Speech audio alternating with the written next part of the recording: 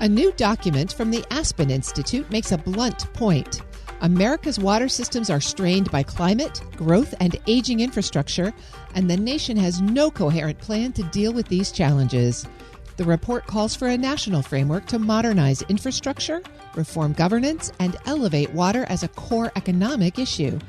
To find out more about what it will take to move this from proposal to action, I'm joined by Dr. Newsha Ajami, Founding Director of the Risk, Resilience, and Recovery Program at Stanford. Dr. Ajami, it's great to have you on the show. Thanks for having me. You know, a few years ago, the National Academy of Public Administration declared creating safe and secure water systems a grand challenge in public administration. Now, the Aspen Institute has released a national water strategy similar along the same lines, arguing that the U.S. can't rely on last century strategies to manage today's water challenges. What convinced you and your co-chairs that this was the moment for a full national rethinking about how we think about water? You know, in many conversations we have on a daily basis, especially in the water sector, often goes down with, if we had a national strategy around this issue, maybe we could have answered them more. You know, every crisis that we deal with, every challenge we are facing in the water sector, think about, issues in Jackson, Mississippi, or Flint, Michigan, or the challenges in the Colorado River, or the issues in DC right now with, sewage overflow. Every one of these issues, the question always is, what's the role of different levels of government when it comes to addressing them? And are we really fundamentally changing the way we do things that's going to do better next time something happens? Or are we just basically putting Band-Aids on the on these and hoping for the better outcome? So we have had a lot of different conversations. We run this Aspen Water Forum every year in collaboration with Duke University. My colleague Martin Doyle is the chair of that, and I've been co-chair. And every year when we have a topic and we have discussions, this comes up as well. So we decided we have this platform. We had an idea how to do it. We decided to take this on and put it together. Well, we don't really have a national water system. We have very fractionalized approach to it, sometimes communities and counties and states, and very little integration at the federal level. This report argues that water security is an issue of national economic competitiveness. How does that reframing, how do you hope that reframing changes the nature of the discussion? I mean, water is this invisible ingredient in everything we do. And I'm not saying this in a very aspirational thing, but it is for real. Like, if you think about it, the fact that you and I are right now talking to each other is enabled by water, what we are wearing, what we are eating, everything we do. And we often forget about it because it's very much invisible. We don't think about it. It's sort of in the background. And if we don't address some of the water challenges we are facing right now, if we don't put water as a national security issue, day will come that something major will happen and we'll realize it. So it's always better to be prepared and be thoughtful about how we want to manage this essential resource that we have, rather than constantly reacting to multiple fires at the different locations. So, and I think that is the key part of this. Like, how do you make sure the economic value of water and the reality that water has been essential to help us to get where we are right now as a nation is sort of front and center in every discussion we are having. And water is not sort of pushed back as an afterthought in every decision we are making across the board. One of the big recommendations in the paper is reforming water governance and building institutional capacity. We do see some evidence of that. We have states in the Pacific Northwest or around the Colorado River that have formed coalitions to try to get after management of those critical water sources, but we don't really address it systematically. What are the biggest gaps in water governance today, and what does the paper call for in terms of improvements? And that's an excellent question. Maybe I step back for a second and say something that I think it's essential for people to think about. There is a very specific role for every layer of government to play in making sure water as a nationally important resource is protected. Think about us as human beings. We all have 206 bones that forms our skeleton. And we all have that skeletal, right? But the way that we look, the color of our hair, eyes, body, the shape, the size, those are all individually related. And the way we think about this national water strategy is the same thing. We need a roadmap and a guideline through which people can decide how they can manage their water resources. We can help them to create that skeletal, but then how they go about what solutions they need, how do they solve it, how do they do it, can happen locally based on local needs and challenges that they're facing. I think, for example, you brought up Colorado River.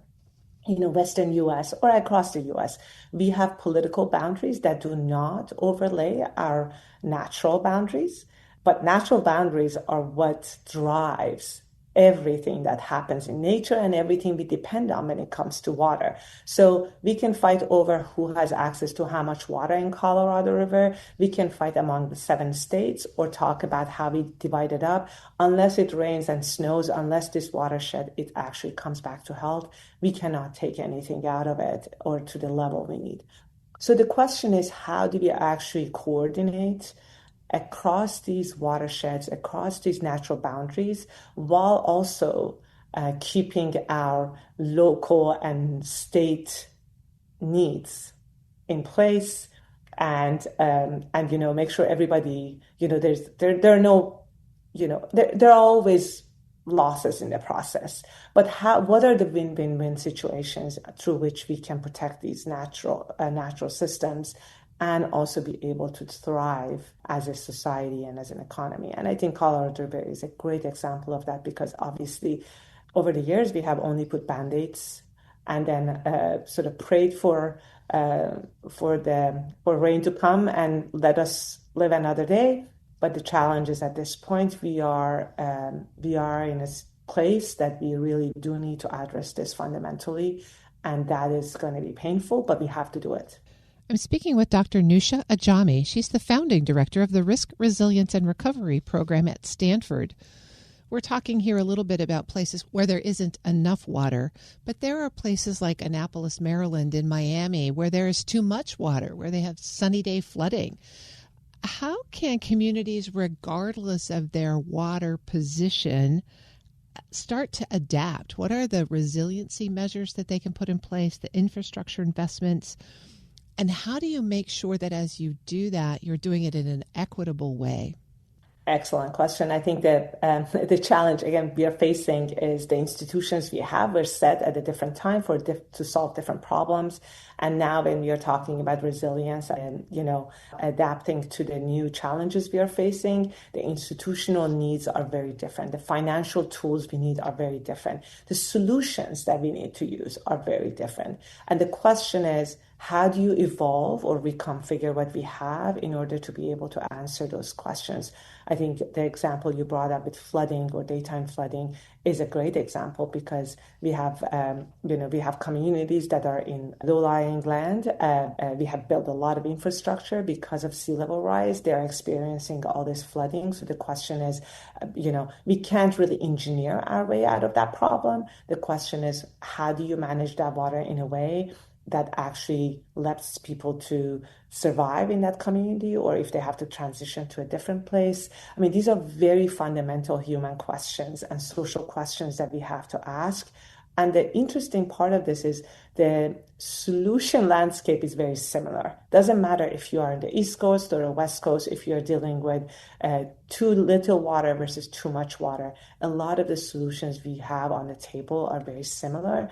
And some of those issues goes around, how do you create institutions that can manage across landscape and can help us to deal with this fragmentation we are facing with, and build resilience, because resilience needs to happen at the landscape. It cannot happen, street by street or within different political boundaries. This report, I think, is very accessible, and it clearly lays out challenges, root causes, and strategies.